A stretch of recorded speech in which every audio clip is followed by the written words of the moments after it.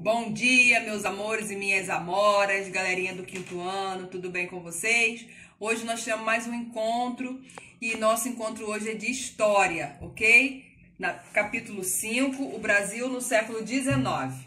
Então, meus amores, nós iremos falar do capítulo 5, né, a partir da página 262 a 270. Nós iremos falar sobre o Brasil no século XIX, ok? Então, a história do Brasil no século XIX, ela foi marcada por inúmeras transformações. Com a proclamação de Dom Pedro I, em 1822, o Brasil tornou-se oficialmente independente de Portugal. Porém, a escravidão foi mantida no país, assim como a grande desigualdade social. Então, aqui na página 262 e na página 263, vem apresentando uma imagem, né? E aí, tem três questões na página 263. Quais grupos sociais foram representados na imagem? De que maneira você os identificou? Então, a gente tem assim, podemos observar que tem alguns grupos, né? Na verdade, vários grupos sociais aqui nessa imagem. Né, e que nós podemos observar que a imagem mostra pessoas escravizadas, membros do clero, famílias ricas e também pessoas mais pobres, certo? Então, nós podemos observar através de suas vestimentas e as atividades que elas estão desenvolvendo. E também apresenta também na imagem o hospício de Nossa Senhora da Piedade, litografia de Rugendas representando o cotidiano na cidade de Salvador, Bahia, século XIX. Então, a gente pode observar que a imagem ela nos mostra o cotidiano da população brasileira no século XIX, ok? E aí, na questão B, pergunta o seguinte: descreva as atividades que algumas pessoas estão fazendo, né? Que as pessoas estão representando aqui nessa imagem. Então, nós temos pessoas aqui pedindo esmolas, outras estão andando a cavalo e conversando. Observa. Os escravos, né? Os escravizados, eles estão carregando seus senhores em liteiras ou praticando comércio, né? E algumas famílias estão passeando, certo? E na letra C, está perguntando, é uma pergunta de resposta pessoal. Então, pergunta o que você sabe sobre a independência do Brasil. Eu acredito que você saiba muito a respeito, embora nós vamos estar falando um pouquinho à frente desse assunto, nós estaremos abordando esse assunto mais à frente um pouco, mas assim, é uma resposta pessoal. E no nosso próximo encontro, eu gostaria de ouvir o que você sabe a respeito, né, da independência do Brasil, ok? 264, a corte portuguesa.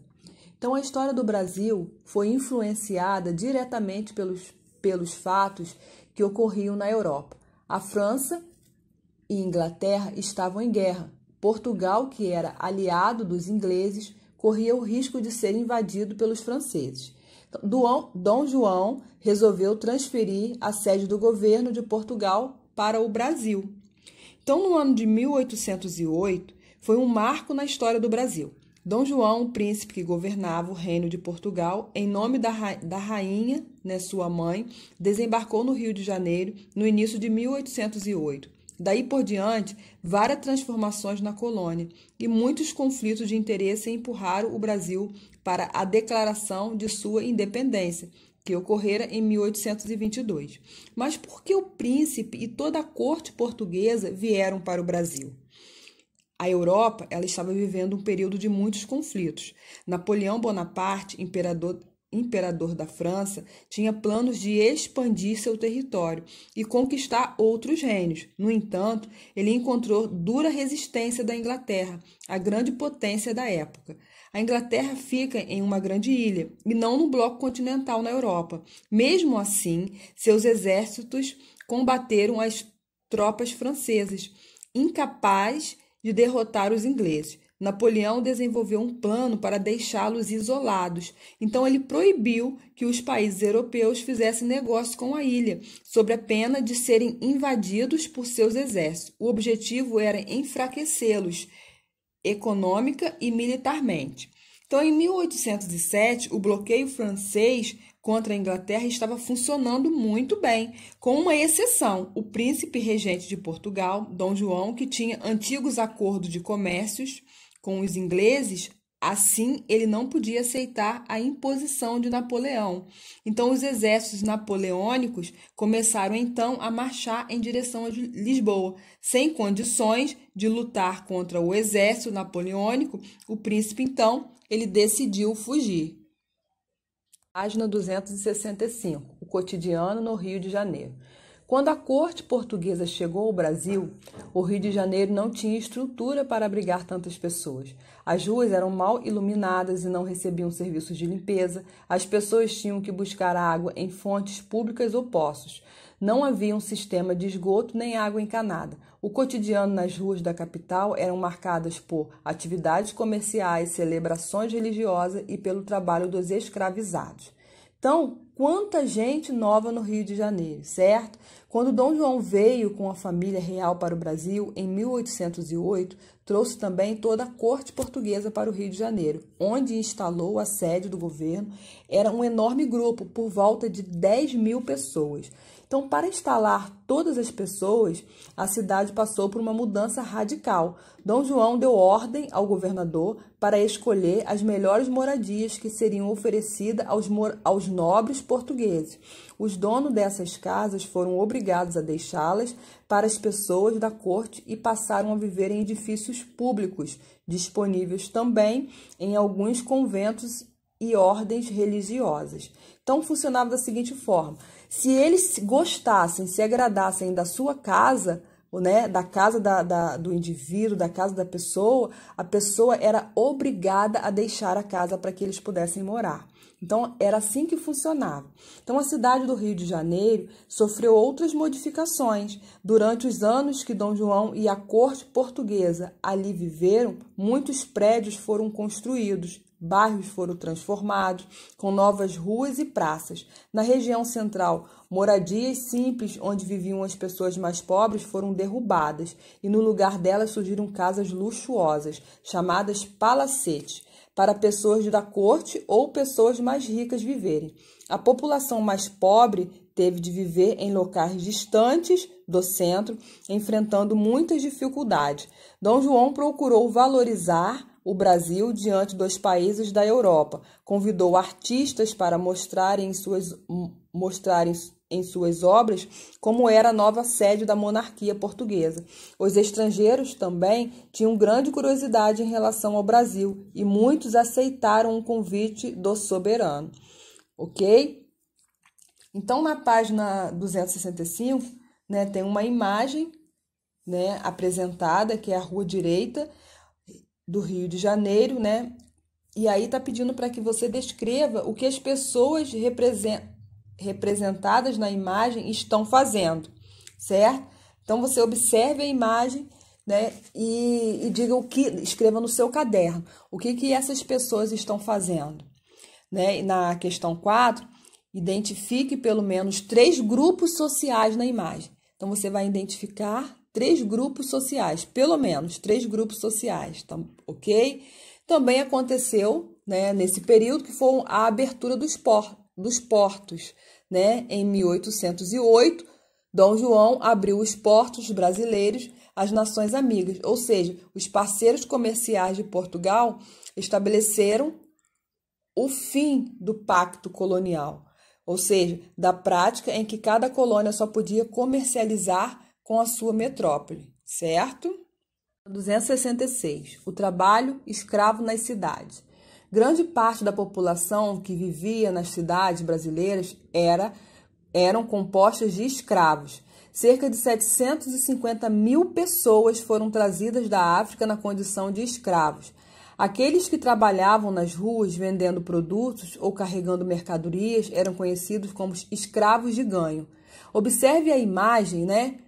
Que você dá a primeira imagem, né? Os escravos eles vendendo, trabalhando na rua. Eles eram identificados como escravos de ganho.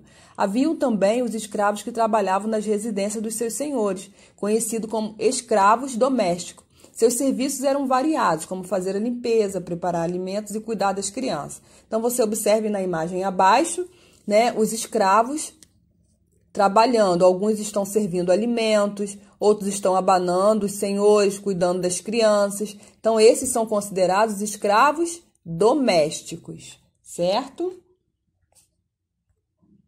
Agora, na página 267, nós vamos colocar em prática o que nós aprendemos até aqui, realizando as atividades. Primeiro, leia os textos e escreva um título adequado para cada um deles. Letra A. Nas casas e nos sobrados eram os escravos que tudo faziam. Cozinhavam, lavavam, engomavam, costuravam, varriam os assoalhos de tábua ou o chão de terra batida. Limpavam a prataria. Letra B. Ainda bem, cedinho, mal o dia despontava, eles iam às fontes de chafariz buscar água e, por vezes, lavar as roupas de seus senhores, retornando para casa, carregando jarros e trouxas na cabeça. Então, na letra A e na letra B, você vai precisar colocar um título adequado, né? Que tipo de, por exemplo, olha um exemplo, que tipo de escravos, né, retrata o texto A? Que tipo de escravo retrata o texto B, certo? Número 2. Analise a imagem e responda as questões. Letra A. Qual dos textos da questão anterior trata do assunto mostrado nesta imagem? Né? Então, nós temos aqui uma imagem, carregadores de água, e aí você vai relacionar a imagem com um dos textos da questão número 1, se é o texto A ou se é o texto B. E aí você vai marcar um X no quadradinho, A ou B. Letra B. Hoje em dia, o trabalho representado na imagem é necessário no município onde você mora? Por quê? Então, é uma resposta pessoal, né? E que você vai entender se é ou não necessário esse trabalho aqui, da imagem a um lado, no município que você mora. Ok? Mudanças no Rio de Janeiro, página 268. Então, com a chegada, né, da família real ao Brasil, causou grande impacto na vida colonial, certo? Então, o Rio de Janeiro passou a ser a sede oficial do governo português. Dom João fundou diversas instituições para organizar a sua administração e estimular a economia e cultura da região, ok? Então, com a transferência do governo português para o Brasil, várias decisões precisaram ser tomadas, né? Os navios e comerciantes estrangeiros que faziam negócios com Portugal agora fariam negócios diretamente com o Brasil. Era a abertura dos portos às nações amigas, como eu falei em outro momento. A partir de então, os portos do Rio de Janeiro e Salvador se encheram de navios, mercadorias e comerciantes estrangeiros, principalmente ingleses, para atender às aproximadamente 10 mil pessoas que de repente chegaram ao Rio de Janeiro. Era preciso melhorar o abastecimento de alimentos da cidade. Várias estradas foram construídas também para ligar São Paulo e Minas Gerais ao Rio de Janeiro. Também foi permitida a instalação de fábricas. Dessa forma, o Brasil não era mais obrigado a comprar somente os produtos autorizados pelo governo português. Isso fez com que o custo dos produtos manufaturados e industrializados fosse, então, reduzidos. A cidade e seus antigos moradores precisavam se adaptar aos novos tempos. O porto se tornou uma porta de entrada para inúmeras novidades. Então, chegavam mercadorias de todo o mundo, principalmente inglesas. Sapatos, tecidos, talheres, louças, chapéus, ferragens, livros, jornais, perfumes, sabonete, entre outras mercadorias. Então, e também aconteceu as aberturas de teatros, bibliotecas, o primeiro jornal editado na colônia, escolas, o Jardim Botânico e o primeiro banco, que foi o Banco do Brasil. Imigrantes de vários países e profissões também vieram para tentar a sorte na nova capital. Cientistas e artistas foram contratados para investigar e registrar a fauna, a flora, as paisagens e as pessoas no Brasil.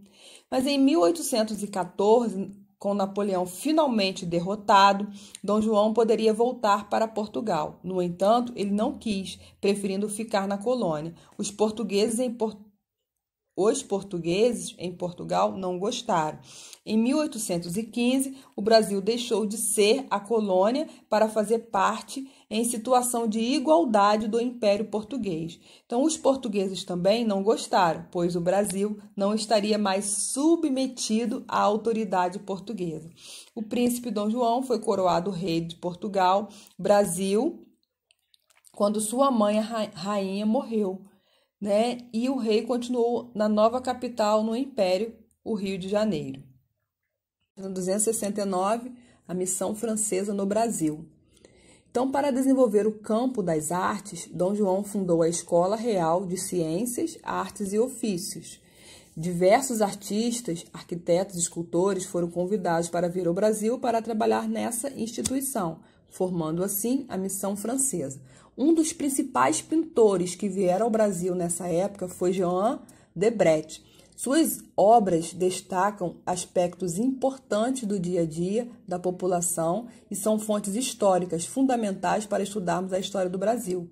Então, tem dois exemplos aqui na página, né? O primeiro vem mostrando uma prática, né? Um tipo de brincadeira no carnaval, que acontecia principalmente entre as pessoas escravizadas e pobres, certo? Então, essa pintura, né, essa imagem aqui, ela representa, né, brincadeiras praticadas no carnaval. A primeira imagem. E a segunda, também de Debret, vem representando o trabalho de diversos grupos da sociedade brasileira no século XIX. Ok? Página 270, você tem duas atividades para realizar. Primeira, você vai ligar as instituições criadas por Dom João às suas respectivas descrições. Banco do Brasil, Biblioteca Real, Real Horto, acervo com livros e documentos importantes, centro de pesquisa e de estudo sobre diversas espécies vegetais, primeiro banco fundado pelo governo brasileiro. Certo? Tá facinho, hein? Muito fácil. 2. Pesquise outra obra de Debret na internet e faça uma releitura dela, certo? Então, essa aqui você vai fazer uma pesquisa, né, de uma outra obra de Debret e vai fazer a releitura dela nesse espaço, ok? Então, galerinha, esse foi o nosso encontro. Seja curioso, faça a sua atividade, certo? Qualquer coisa pode estar entrando em contato comigo. Deus abençoe você, abençoe a sua casa e abençoe a sua família. Beijo no coração.